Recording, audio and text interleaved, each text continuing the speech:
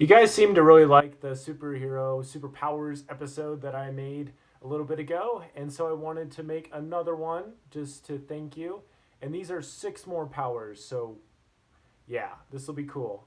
Telepathy, memory, transforming, electricity, teleportation, and freezing things. We're going to talk about how all these can relate to life. I would recommend not trying to work on 50 things at once, obviously, but I hope that this gives you some perspective on some of the powers you've already been developing and how that can position you for better things and greater things, and also help you see how powerful you are. Because I think that's so important is that we just feel like our power is stripped away when we go through a rough time or something, but really it's that rough time that can unleash the power and help us discover our power. So, yeah, the power within is really powerful.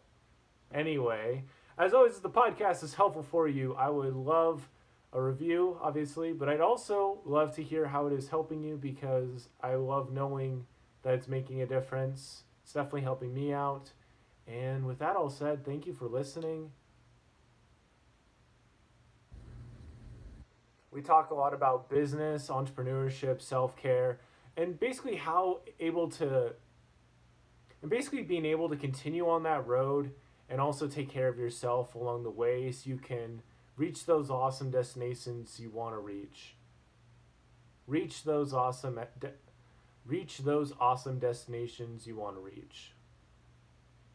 If you like that kind of thing, definitely stick around because we're definitely be getting a lot of guests on very soon and diving really deep into this topic. With that all said, let's just jump into it. Number one, like I said, is telepathy. Telepathy is interesting. Telepathy is the power to be able to read other people's minds and to know exactly what they're thinking. If you knew exactly what someone else was thinking, imagine how much easier different things would be. But at the same time, it'd also be really confusing. And so that's why it's really good that we have communication and nonverbal communication to get a better idea of where we're each at. So where does this, where am I going with? Where am I going with this? Well, you think of music, you think of podcasts, all these different things give you a look into the mind of other people. I was listening to a YouTube video from Nate O'Brien on a drive today, and he was talking about meditation and daily habits that have helped him become a success and help him to stay successful and such. And that's really, that's what's going on in his mind. I mean, sure, he's put it out into the world and anyone else can, but the thought of this is we're all digesting so much information from all of these different people, and you're literally reading that person's mind, and you're letting that person's mind come into your own mind. And so it just really makes you think how important it is to be very careful. You think of like country songs or some rap songs like, yeah, I ran over this car, I don't know, I broke the car, or it's like, yeah, I broke down the Jeep and I didn't care because it was in my Jeep and I was, you know, all of that stuff, it has an effect on us. And I don't want to be too preachy, but what I've definitely learned is how the sources that I tap into does affect the source that I'm able to output as well.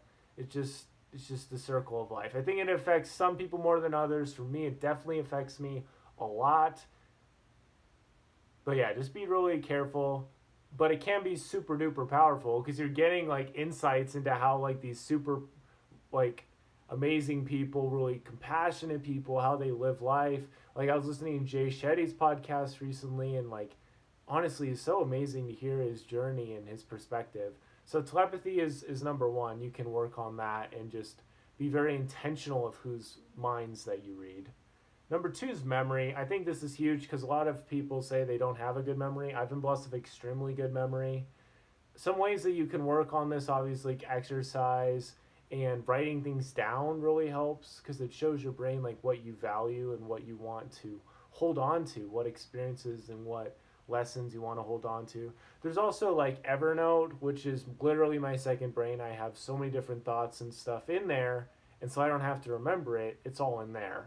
So I'd recommend having some place to write down different things you want to remember, a journal, all that stuff is super powerful. And like some of the big benefits of memory is that you're able to see life with a pretty clear perspective of where you've been and where you're going, and you don't see it super muddy because you have a pretty clear perspective that you wrote down a while ago that you can go back to.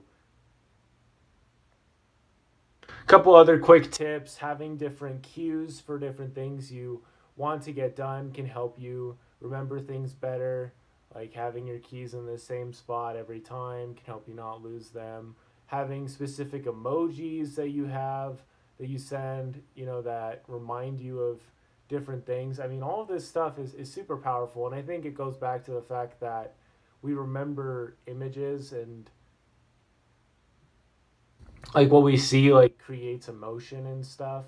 So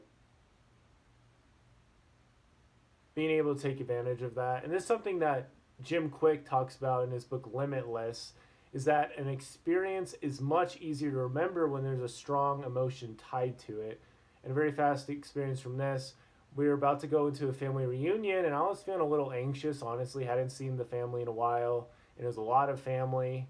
And I just read that in the book. I was like, okay, I'm going to have as much fun as I possibly can, and I'll put this to the test. Have as many emotions and just enjoy it. And that's what I did. Got to play some Smash Bros, basketball and stuff, and got destroyed by my cousins. And that really humbled me. It was like, okay, I gotta work harder. I gotta exercise more. But it was like 2020. It was July 2020. So yeah. Number 3 is teleportation. I think we'll try to go through the rest of these a little quicker. But teleportation, it's kind of a similar thing. I believe that when you jump on a Zoom call with somebody, it's very similar to you actually being in their house. And same thing like when you are reading somebody else's post, it's like you are teleporting yourself over to that person and hearing it from their mouth. Because when you read posts, I tend to read it, I kind of have this reading voice, or I'll just read in the other person's voice if I know what that person's voice sounds like. Isn't that fascinating? I think it's super fascinating. But here's the scary part. If you spend a ton of time on social media or whatever, you're teleporting yourself all of these different places that you're not able to actually be in the present. You're everywhere but the present. That just blows my mind a little bit. Like they talk about doom scrolling, where all you're doing is scrolling down. What you're pretty much doing is sending your brain in all these different directions, and it's crazy. It's crazy. What you need to do is like enjoy the present moment where you're at and create some good stuff. And if you want to go on a little vacation, then fine. But be very careful where you go and how long you stay there. So even though teleportation isn't actually developed, I believe that it's already there for our brains. And so we need to be very careful how we use it. Number 4 is transforming things. And this is cool. Basically, the thought is you can have an experience, right? And then you can turn that experience into a book.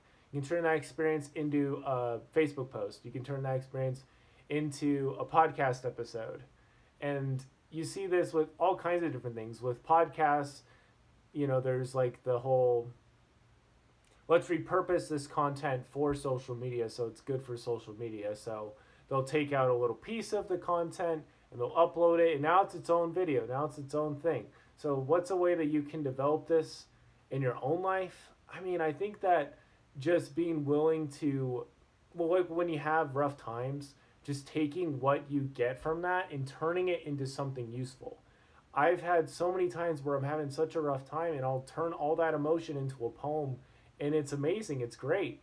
But yeah, being able to transform the sorrow into a story, or the struggle into something cool. There's a lot of cool movies and stuff that come from people that went through rough times and they turned it into a movie. The movie Onward, the guy, that's like his story, but he turned it into a cartoon movie to inspire other people.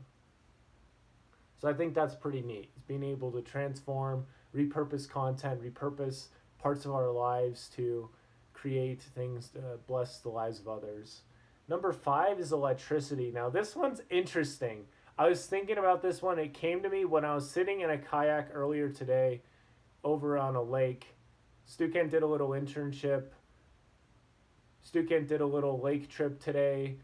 place I'm doing an internship at, and it was really good. It was really good. I got to sit in this kayak for like 30 minutes, just sit in the like stare out into the distance, and it made me think a lot about my life and stuff. But like with electricity, there's a lot of things electricity can do. It can power things. It can also paralyze people. It can also keep things from going forward. And so there's this concept of analysis paralysis where you think so much that you don't do anything. And I want to relate this to like Pokemon. There's this status condition called paralysis, and when your Pokemon is paralyzed, such as like Thunder Wave or Thunder Shock, and there's a chance to paralyze and your Pokemon's paralyzed, not only is your Pokemon half as slow or half as fast, you also have a chance to not even move on a turn. And I think this completely relates to life.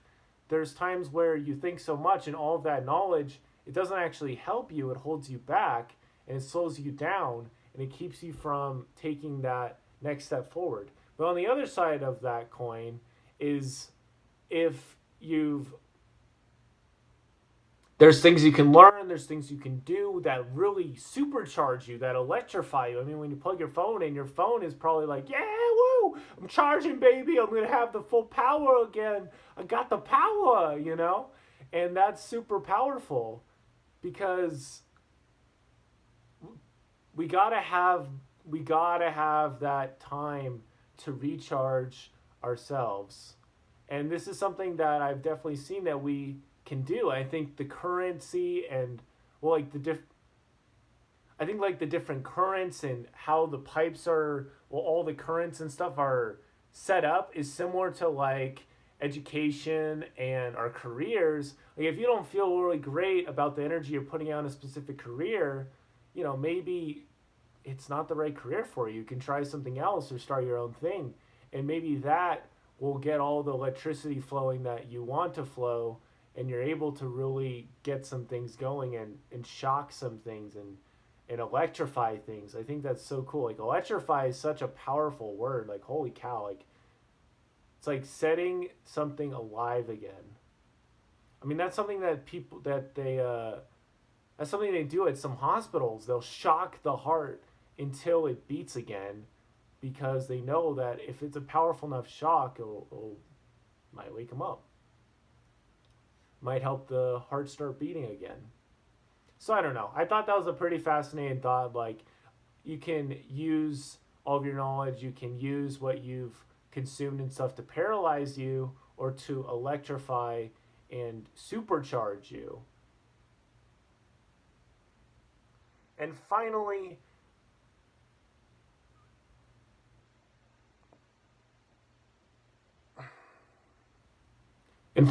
we have freezing things. So basically the concept of this is that you need to be able to take some time out and to completely like slow down, because then you can feel things and be able to move forward again when you thaw out. A good example was today at the lake. I literally was feeling really oof, and then I got into that cold water and just my whole body was submerged in it, and it was just so amazing, and all this stress just fell off of me, and it was truly amazing. And it's because I was able to completely stop. My phone was far away, you know, my car was locked, everything was completely away, and it was just me and the water. That was it.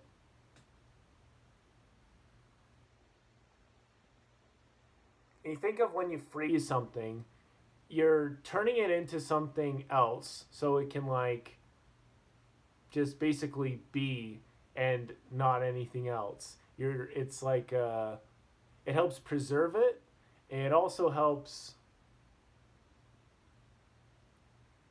preserve it, and it also keeps it in the exact same spot that it was already in before. It's in the same state that it was already in, unless, you know,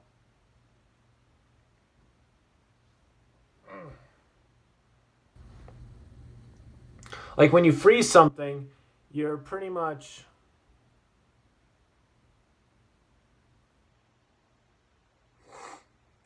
like when you freeze something, you're pretty much freezing it in the exact state that it was already in, so you're able to use it later on. I think this is just super powerful of like being able to completely freeze, like frozone, like freeze everything that you're doing at the time, like completely stop, you know, instead of thinking about work or thinking about all these different problems, just to completely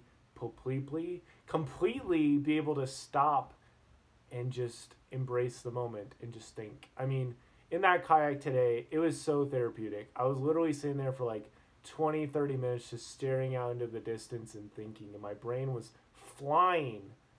You know, I wasn't, it was like, it was truly amazing. It was really good. And so that's something I really want to get better at is being able to freeze because you think of like heat. I mean, heat is great, but you also need to be able to cool down every once in a while. Otherwise, you'll just be on fire all the time.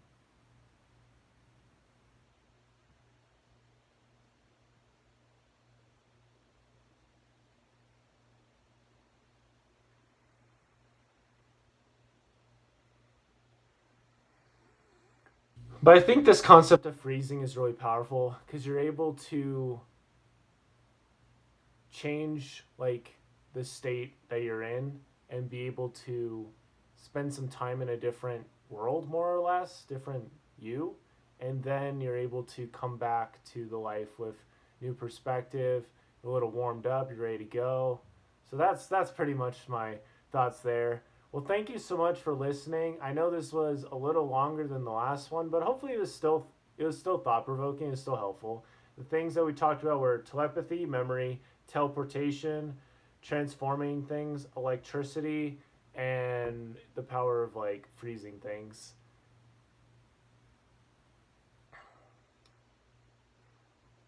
I definitely enjoy talking about this topic, and there's a lot that inspires me as far as like our potential is concerned. And I'm definitely going to keep trying to work on the superpowers that I've been blessed with, and I hope that you continue to work on those and also try new things out. Maybe be a little more intentional using some of these superpowers and thinking of them that way. I think that could be extremely helpful. With that all said, I'll see you guys in an interview on Monday, and we'll just get back on that. And it should be really fun. So thank you so much for listening as always and for your continued support. Definitely hit me up on Instagram at Yield Today If Down Podcast. Check out the podcast on YouTube and let somebody else know about it if you think, and share this episode with somebody if you think it would be helpful for them. With that all said, thank you so much for listening. Don't forget to heal today, and it'll be a better tomorrow.